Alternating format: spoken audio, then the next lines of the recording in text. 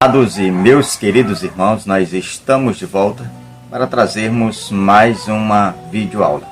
Nosso encontro semanal para trazermos auxílio aos nossos queridos professores, alunos e superintendente da nossa Escola Bíblica Dominical.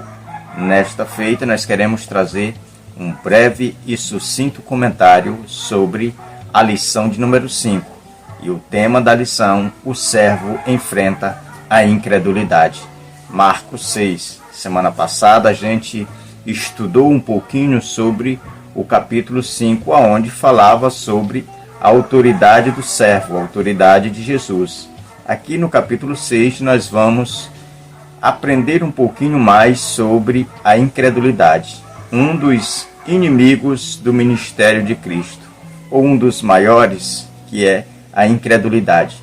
E no capítulo 6 nós vamos aprender aqui com uma riqueza de detalhes acerca da manifestação da incredulidade na cidade onde Jesus crescera, onde Jesus ele teve a maior parte da sua vida, que foi na cidade de Nazaré, que era aí 32 a 30 quilômetros de distância da cidade da qual ele estava morando, que era Cafarnaum.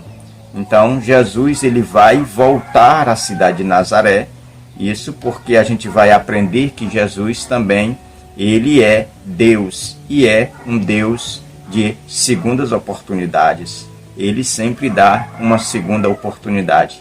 A gente percebe que Jesus ele tinha se mudado de Nazaré para Cafarnaum devido a população da cidade de Nazaré ter expulsado Jesus de lá, porque Jesus vai pregar um dia no sábado, ali em uma das muitas, porque ali havia algumas sinagogas, e Jesus foi convidado para pregar em uma dessas sinagogas, e ali na cidade de Nazaré ele vai sentar na cadeira aonde era uma cadeira especial, apenas para o Messias. E aí o povo não vão reconhecer a autoridade de Jesus para sentar, tomar naquela cadeira, vão arrancá-lo para fora da sinagoga a fim de lançá-lo no precipício, de apedrejá-lo.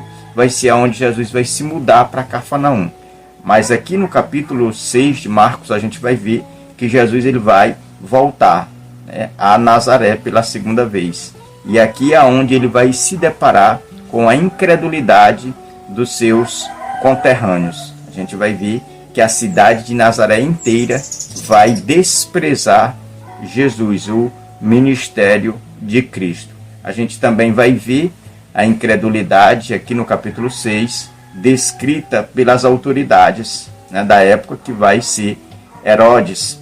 E depois a gente vai ver essa mesma incredulidade também na vida aqui dos próprios discípulos. Então esse capítulo 6, que antes de entrar e apresentar os objetivos, eu preciso fazer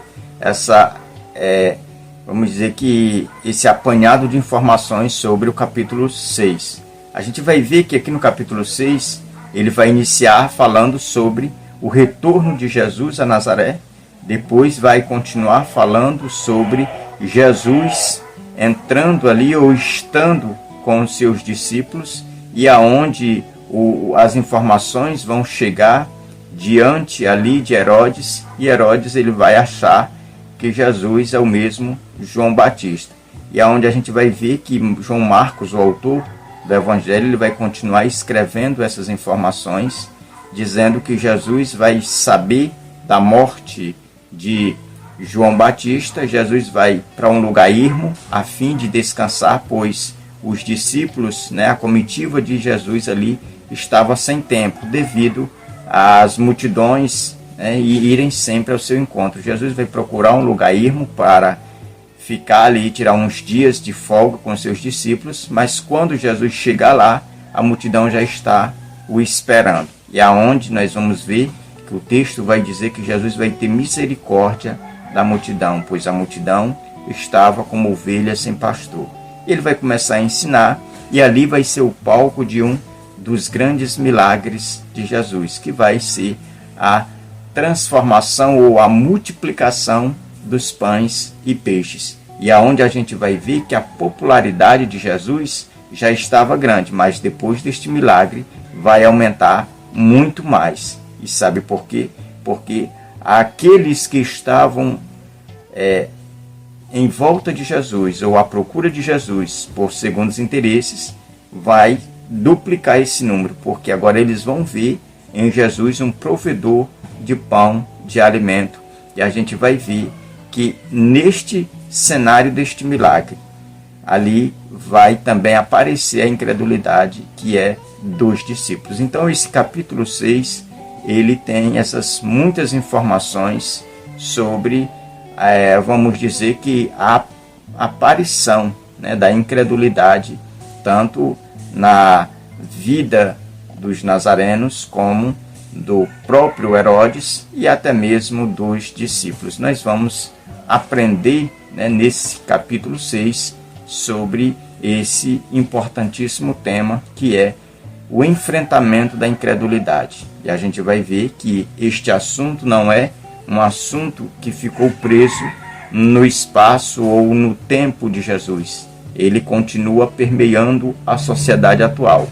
Então a incredulidade, ela ainda hoje está presente em muitos corações. Nós vamos passar agora aos nossos objetivos, e o primeiro é defender a fé única e verdadeira em Jesus. O segundo, imitar o caráter humilde do Cristo. E o terceiro e último, servir a quantos queiram conhecer a Jesus. Então, diante desses objetivos, nós vamos aprender sobre a questão de defender a verdadeira fé, porque a incredulidade, ela é a opositora da fé. Aonde não há fé, há incredulidade. E aonde há incredulidade, não há espaço para a fé. Então aqui a gente vê que esses dois, eles não andam juntos. Fé e incredulidade, eles são palavras aí que elas vivem na sua essência, na sua origem, em um confronto. E é isso que a gente vai aprender, que como discípulo de Jesus, nós não podemos ser incrédulos, mas nós precisamos demonstrar a nossa fé através não só das palavras, mas também dos nossos atos. E o segundo objetivo, quando fala acerca da imitação do caráter humilde de Cristo, nós mais que precisamos, nós devemos demonstrar essa humildade em tudo que nós colocarmos a mão, em tudo que nós formos fazer. Porque essa humildade também a gente vai observar que ela é também um fruto do Espírito Santo. O Espírito Santo, ele gera dentro do interior de cada cristão essa característica que é peculiar de Cristo, a sua humildade. E para completar aqui esse ciclo dos objetivos, a gente vai entender que nós precisamos servir quantos queiram conhecer Jesus, que nós, como discípulos, seguidores de Jesus, nós precisamos a todo momento estar ajudando alguém a ir ao encontro de Jesus e conhecer a Jesus. O responsável é eu e você, que devemos estar sempre prontos a levar essas pessoas a Cristo. Agora nós vamos passar ao nosso textuário e à nossa verdade prática. Mas antes de passar, quero agradecer a todos os irmãos que têm contribuído com este canal, direto ou indiretamente, sempre assistindo e também compartilhando essas videoaulas, e isso tem feito com que a gente chegue mais adiante. Então a gente não pode, parar, e eu convoco todos os irmãos, se possível, sempre deixar o seu like, sempre deixar o seu comentário para que a gente avance mais, vá mais adiante e assim mais pessoas possam ser alcançadas, através destes comentários, e que eles sejam bênção na vida daqueles que reservam um tempinho para assistir, para aprender um pouquinho mais. Lembrando que a gente sempre fala nas aulas, é que essa ferramenta, esse vídeo, ele não tem objetivo de substituir a nossa escola bíblica dominical, mas é um auxílio a mais para que você possa aprender um pouquinho mais. Às vezes tem dificuldade em determinado ponto, mas essas videoaulas, elas têm esse objetivo de esclarecer ou de tornar mais acessível, né, ao seu entendimento aqui alguns pontos da nossa lição. Nós vamos passar agora ao nosso texto áureo, que se encontra em Marcos, capítulo 6 e o versículo 3, que diz: Não é este o carpinteiro, filho de Maria, irmão de Tiago, José, Judas e Simão? E não vivem aqui entre nós as suas irmãs? E escandalizavam-se nele.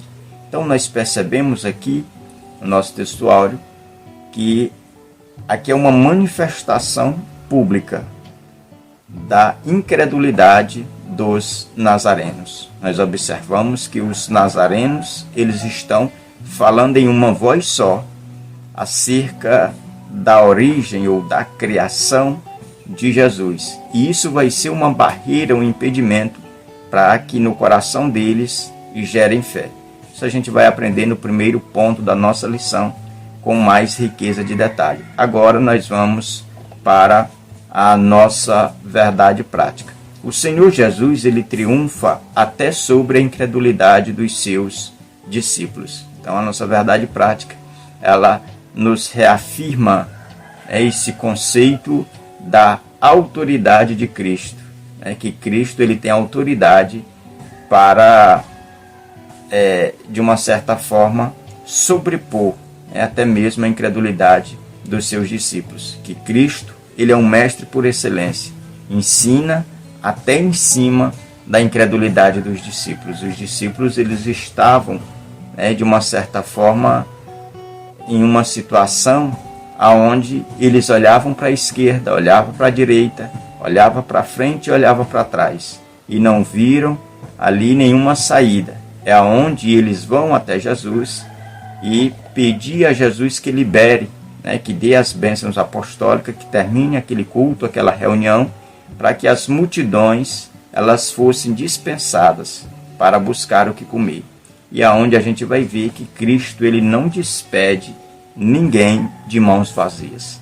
É onde Jesus vai dizer, olhar para os discípulos e dizer: dai vós mesmos a eles de comer. E aonde eles vão ficar meio que atônitos e uns vão dizer: Senhor, nós não temos dinheiro suficiente. E mesmo que tivesse dinheiro, o problema ainda continuaria, porque aqui não tem aonde comprar comida. Nós estamos em um lugar deserto, nós estamos longe das vilas e das cidades. E aonde Jesus vai mandar que eles organizem ali a multidão sentada na grama, em grupos de 50, e Jesus vai pegar o que eles têm e ali vai multiplicar, dar graças a Deus, e ali o milagre vai acontecer. Então, o primeiro ponto da nossa lição, nós vamos falar sobre a incredulidade dos nazarenos. Quando nós falamos sobre a incredulidade dos nazarenos, nós precisamos também levar em conta essa questão de que essa incredulidade é natural do ser humano.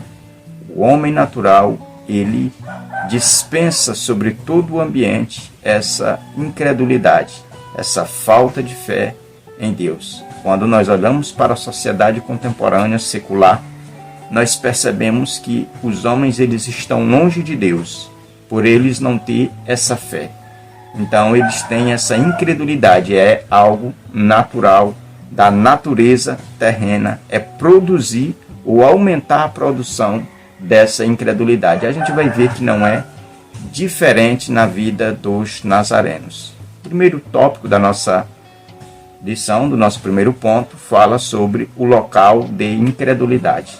Aqui, conforme Marcos, do versículo 1 ao 13 do capítulo 6, nós vamos ver que Nazaré, ela foi a cidade aonde Jesus chegou ali ainda muito jovem e viveu até os seus 30 anos de idade, quando ele foi para ser batizado por João. Então Jesus ele vai viver nessa localidade, e essa localidade vai ser o palco de maior incredulidade, porque ali, aquele povo que morava em Nazaré conhecia todos os passos de Jesus, conhecia a profissão, conhecia os seus parentes, conhecia os seus amigos e conhecia todo o círculo de vizinhança de Jesus. Então isso, ao invés de ajudar eles crerem, eles terem fé, eles perceberem que Jesus, desde a infância, foi uma pessoa que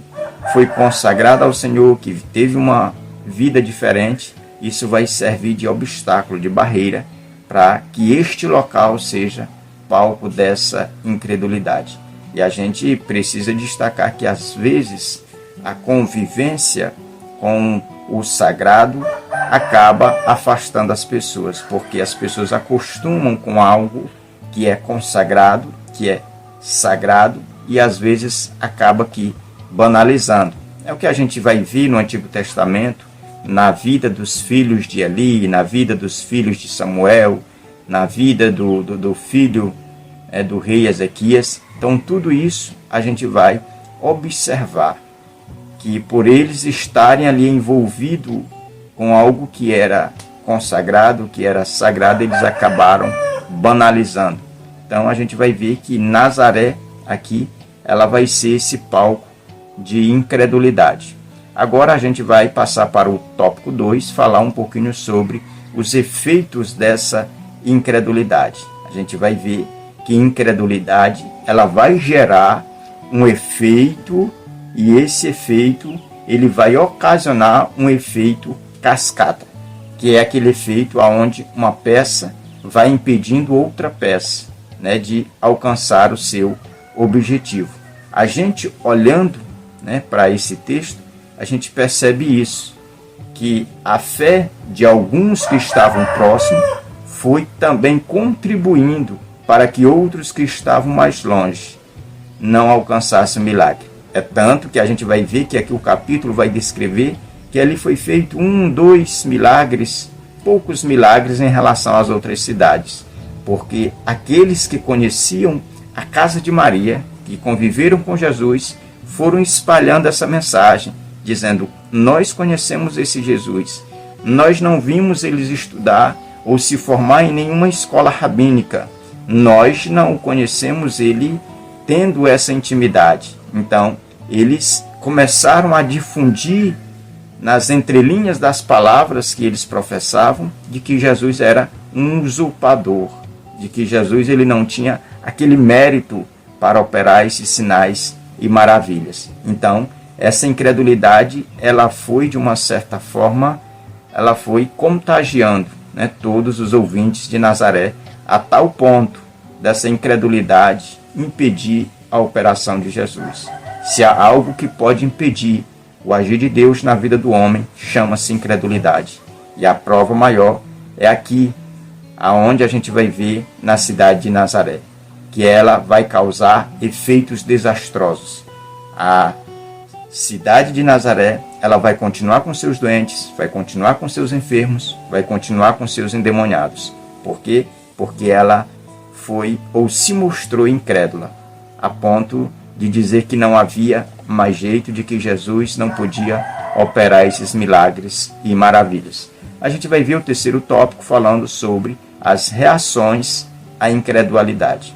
A gente vai ver aqui nesse tópico que essas reações a essa incredulidade, elas, de uma certa forma, ela tem um lado positivo e um lado negativo.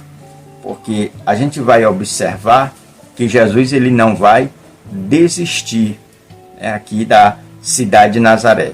A cidade de Nazaré fechou as portas para Jesus, mas Jesus agora ele vai pegar os seus discípulos e vai dividir em duplo e vai enviar a entrar em todas as vielas, em todas as ruas da cidade de Nazaré, anunciando o reino de Deus, arrependimento, cura e expulsão de demônios. Então a gente vai ver que Jesus ele vai ter uma reação ainda benevolente, ainda longânima, ainda misericordiosa, cheia de graça para com a cidade da qual ele crescera, a cidade que fechou as portas para Jesus. A gente vai ver que Jesus, mesmo assim, ele vai ainda derramar a sua graça, enviando os seus discípulos a fazer aquelas mesmas obras que eles não acreditavam que Jesus fazia.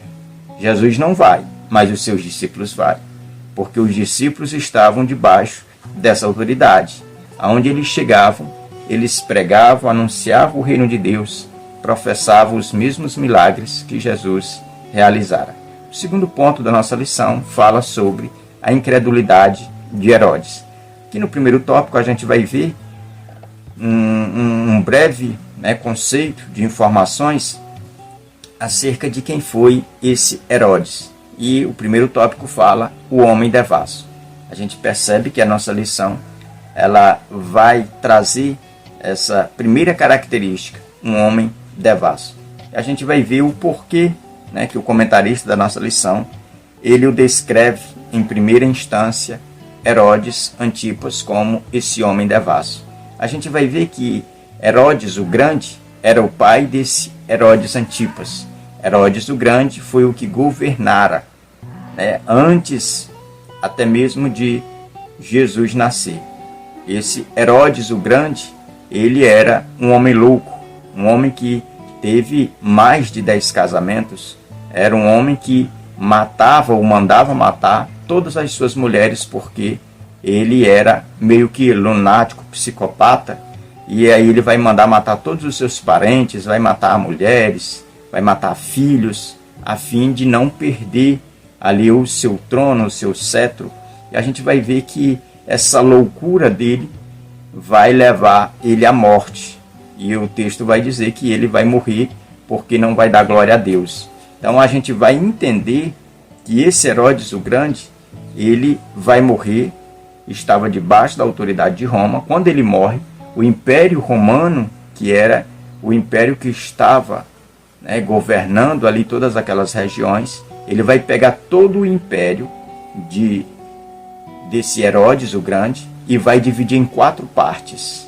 E 2 partes dessa vai ficar sobre o governo desse Herodes. Esse Herodes aqui de Marcos capítulo 6, que é Herodes Antipas.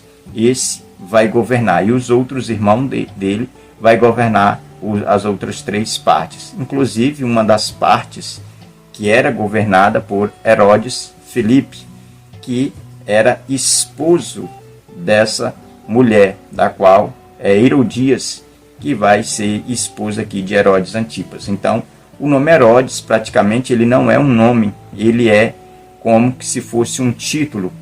Então, a gente vai observar que esse Herodes Antipas, ele casou-se com Herodias, que era esposa do seu irmão, e também era sobrinha, porque era filha de um meio-irmão dele.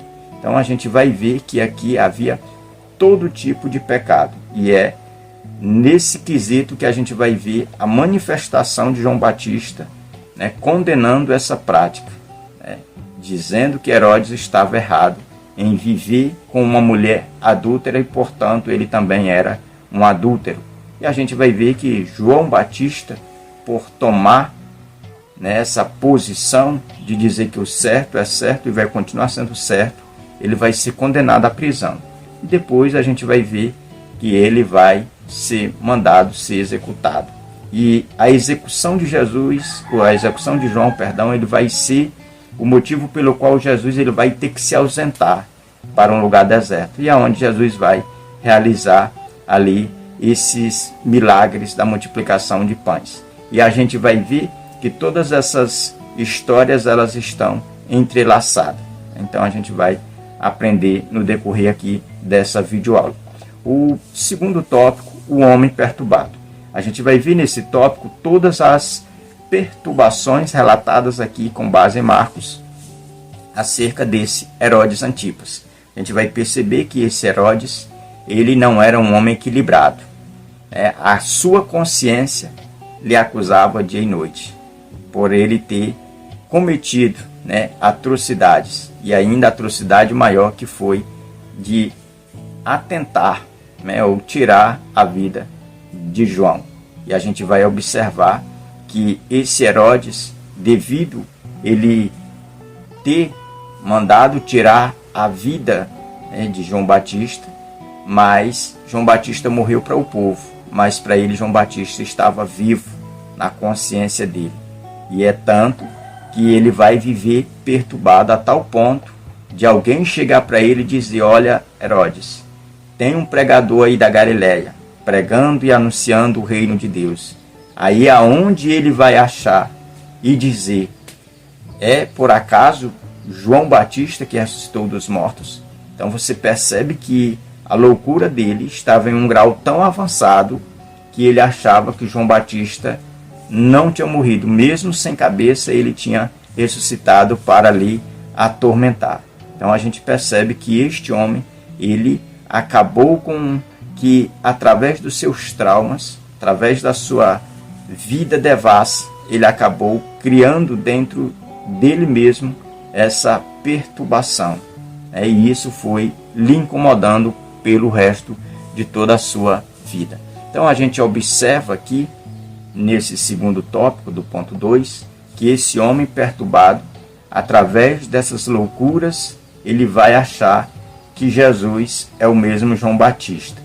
E a gente vai ver que ele vai ter esse encontro com Jesus só lá na morte de Jesus, que vai ser quando a gente vai perceber que Pilatos, que vai ser o governador da Judéia, e esse Herodes Antipas, que era governador tanto da Galileia como da Pérea, eles vão estar em atrito, não vão estar de bem. Mas a gente vai ver que quando Jesus for condenado, quando Jesus for condenado à morte, a gente vai observar que eles vão fazer paz. Então a gente já aprende que Jesus, mesmo com a sua morte, ele traz paz, né, às pessoas. Essas pessoas, elas vão fazer essa aliança, ou vamos dizer que realçar essa aliança através da morte de Cristo. E para fechar aqui o terceiro tópico, técnica de sanduíche. Aqui o comentarista ele vai usar uma linguagem que é teológica, e isso dentro da teologia é aplicado, que é um texto que vai, de uma certa forma, ser inserido em um contexto para o objetivo de explicar esse primeiro ponto. Então a gente vai até ver aqui na lição, ele usando a regra ABA. Ou seja, o B está dentro desse conjunto para explicar o ponto de partida. É o que vai acontecer muito, é algo assim peculiar deste evangelho, do Evangelho de Marcos. A gente vai encontrar pelo menos 8 referências acerca dessa técnica sanduíche. Um assunto levando a outro. Por exemplo, é o que ele utiliza aqui, esse exemplo, da lição que a gente aprendeu na semana passada, que foi quando Jesus é convidado a ir à casa de Jairo, e nesse percurso da ida de Jesus, do encontro de Jairo até a sua casa, entra uma outra personagem na história, que é a mulher do fluxo de sangue. Então a gente observa que esse efeito sanduíche é isso, é uma história entrando dentro de outra história, mas que tem o mesmo sentido, né, que vai explicar ou demonstrar a mesma finalidade do todo. Então esse é o efeito sanduíche. Aqui a gente ainda vai observar o terceiro ponto da lição, a incredulidade dos discípulos. Nesse ponto, a gente observa que essa incredulidade dos discípulos, elas são manifestas em um cenário deserto, em um cenário onde todas as circunstâncias contribuíam para essa incredulidade. Não havia dinheiro, e se houvesse, não havia onde comprar, porque eles estavam em um lugar deserto.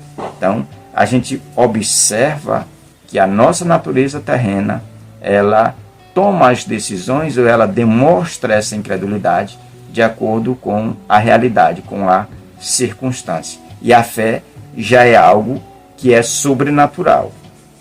É algo que não pode ser explicado pelo momento circunstancial, pelas circunstâncias, pela realidade. Mas é algo que a gente tem que entender que é espiritual, que é em uma outra dimensão, que é na dimensão espiritual. Primeiro tópico, ao alimentar 5.000 homens. Aqui, nesse versículo 37, a gente vai ver que Jesus ele vai alimentar 5.000 homens, não contando crianças e nem mulher. Então o número vai ser um número muito extenso, um número muito grande de pessoas que vai ser alimentado. E a gente vai ver que Jesus, depois que fazer ou que realizar esse milagre, Jesus ele vai, se a multidão era grande, essa multidão ela vai dobrar, andar em busca de Jesus, atrás de Jesus, por causa do pão. Então a gente vai ver que essa maravilha vai ser muito grande, a tal ponto de Jesus realizar esse milagre e a multidão fica ali. Jesus vai dizer assim: olha, entrem no barco, os discípulos vão entrar, que eu vou despedir a multidão, eu vou terminar aqui a reunião, o culto, e depois eu acompanho vocês. Os discípulos entram no barco, Jesus despede a multidão, Jesus sobe ao monte para orar, e a história vai dizer que Jesus ele vai começar a orar, e ali ele vai orar, vai olhar para o mar, aonde os discípulos estão na embarcação, e a gente vai ver que Jesus vai ver que os discípulos estavam em tormenta, que os discípulos estavam em apuro. Jesus vai continuar orando e na última vigília da noite, Jesus decide ir ao encontro dos discípulos. E vai ser exatamente nesse momento onde Jesus vai, uma vez mais, aqui nesse mesmo capítulo, ver outra atitude de incredulidade dos discípulos. A história vai dizer que os discípulos eles estavam tão atônitos, tão apavorados ali sobre as ondas que iam de encontro ali a sua embarcação, aquela tempestade que se levantou, e já fazia horas que eles estavam lutando contra aquele vendaval. E eles entraram em desespero tamanho, porque escureceu, a noite bateu, e eles não sabiam mais o que fazer. E eles começaram a gritar de uma forma desesperada, com o coração perturbado, com o coração turbado, como aparece lá em João capítulo 14, onde Jesus disse para os seus discípulos não turbar os corações. Mas aqui neste cenário, eles estão com o coração turbado. E Jesus decide ir ao encontro deles, e quando Jesus está se aproximando da embarcação, eles agora estavam com medo da tempestade. Agora eles esquecem a tempestade. Pega a tempestade, o vento e o mar, coloca de lado. E agora direciona o medo dele. E ainda adiciona mais medo sobre a pessoa de Jesus, achando que era um fantasma. E se eles estavam gritando diante daquela tempestade, agora eles vão gritar mais e mais diante de Jesus. E a gente vai ver que é uns gritos assustadores, a tal ponto de Jesus dizer: ei, acalma, não temas, sou eu. É onde a gente vai ver que Pedro, ele vai agora dizer ao Senhor: se é o Senhor, permita que eu vá ao seu encontro. E é onde Jesus vai permitir. E depois Jesus vai, depois de acalmar o coração perturbado ou turbado dos seus discípulos, aí é que Jesus vai acalmar a tempestade. Então a gente percebe que os discípulos de Cristo, eles demonstraram essa incredulidade, em um âmbito natural, depois em um âmbito espiritual. Então é isso que nós precisamos aprender nessa lição, que nós não podemos turbar o nosso coração. Terceiro e último tópico aqui para fechar nossa lição, esse comentário, o exemplo de fora. Aqui nesse tópico nós precisamos entender que esse exemplo, ele foi um exemplo aonde trouxe segurança, aonde trouxe confiança. É esse exemplo que nós, como mentores, como exemplo, como padrões para alguns da fé, nós precisamos demonstrar. Nós precisamos exemplificar este exemplo. Que este exemplo ele venha perpetuar, ele venha estar instalado dentro de nós. A gente vai ver aqui no capítulo 6 que o exemplo de fé aqui, ele vai vir de fora, do grupo seleto de Cristo que eram os discípulos. Então, nós devemos a todo instante demonstrarmos aqui um exemplo, e que seja um exemplo sublime, um exemplo que venha servir para ajudar ou para auxiliar, para, de uma certa forma, animar as pessoas a prosseguirem na caminhada.